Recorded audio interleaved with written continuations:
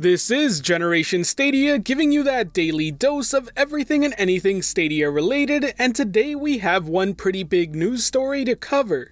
This comes to us thanks to an interview with Jade Raymond held by gameindustrybiz. It covers some much needed info on first-party titles, exclusives, and Google's vision of it all in the long term. So before we begin, it's important to note that Jade Raymond is head of Stadia Games and Entertainment, with her focus being on helping build all the exclusive content that will show up on Stadia.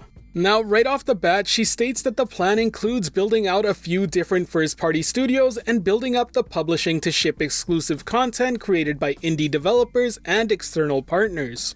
She then went on to say the following: "It's very important for first-party games, in my opinion, to be games that wouldn't be possible on any other platform.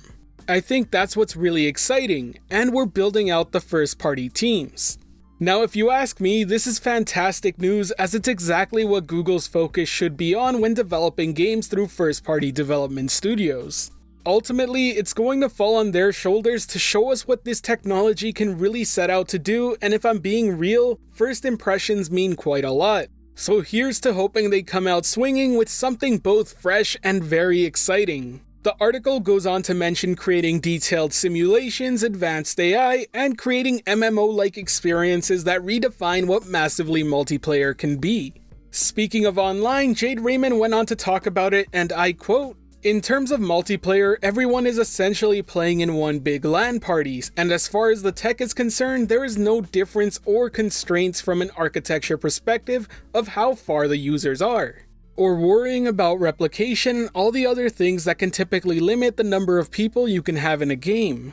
Now, this would actually be the second time someone from Google compares the Stadia online experience to one big LAN party, and I honestly think that sounds very exciting. It's going to be very interesting on what type of impact that would have on playing a fighting game or a racing game online, both of which typically suffer in that scenario. Following that discussion, the interview goes on to talk about how Google's non-gaming technology can also be used to make Stadia even better. Funny enough, this is something I actually talked about in yesterday's video, so if you want to hear my thoughts on the matter, be sure to click on the annotation above. The article goes on to talk about duplex-powered AI and how it can be implemented into games to create lifelike human interactions. Now, if you're wondering what duplex AI is, well, it's the same technology that was used in a Google presentation to book an appointment. Now, it did all of this on your behalf, and it sounded lifelike while doing so. I seriously recommend checking this video out. I'll link it below. It's pretty mind-blowing, and yeah, it's really cool technology. Another way Google will leverage its tech when it comes to boosting Stadia is YouTube, and it gets mentioned here too.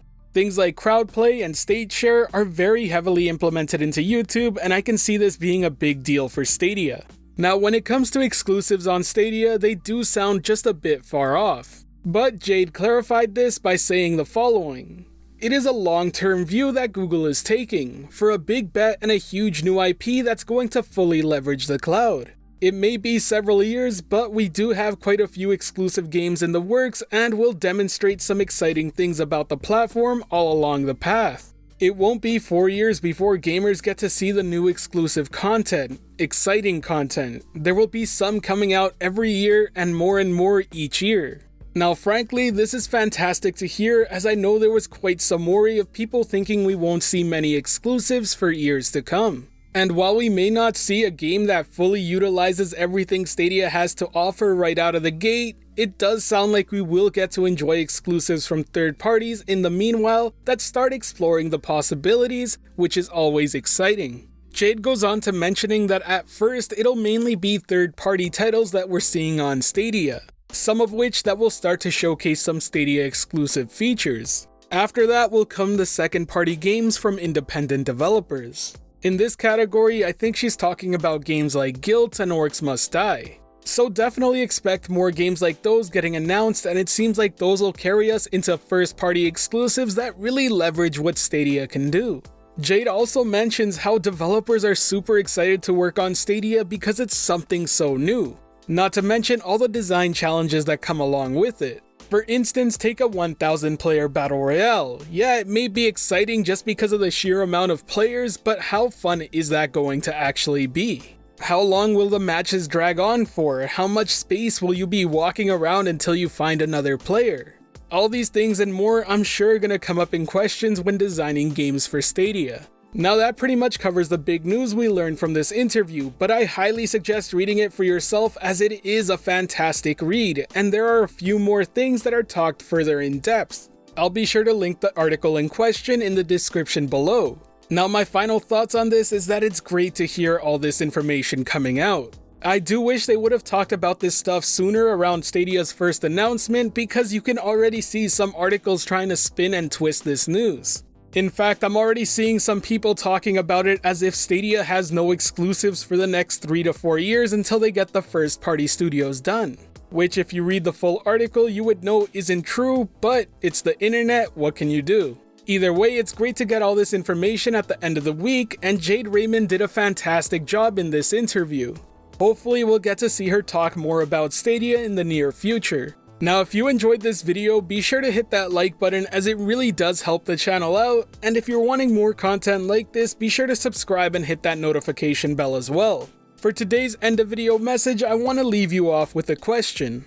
What smaller independent studios can you see Google going and talking to get an exclusive game out of? I would love for them to reach out to a studio like the behemoth creators of Castle Crashers and Pit People, but I also think another good studio they should reach out to is Hello Games. While their game No Man's Sky had a bit of a rough launch, they definitely brought it back in a big way. Not to mention that studio really showcased just how dedicated to their game they are and how ambitious they can be. Both of which are fantastic traits to have if you're going to be doing something with Stadia.